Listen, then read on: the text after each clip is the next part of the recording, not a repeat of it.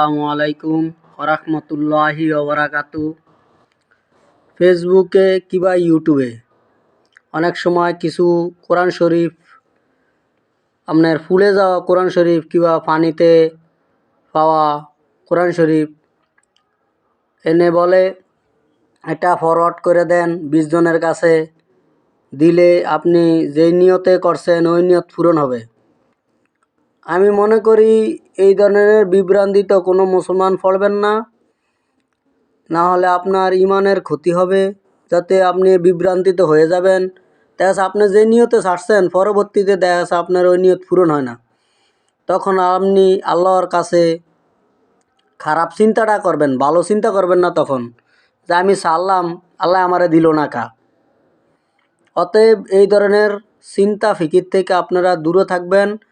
এটি কিছু মানুষ আছে মুসলমান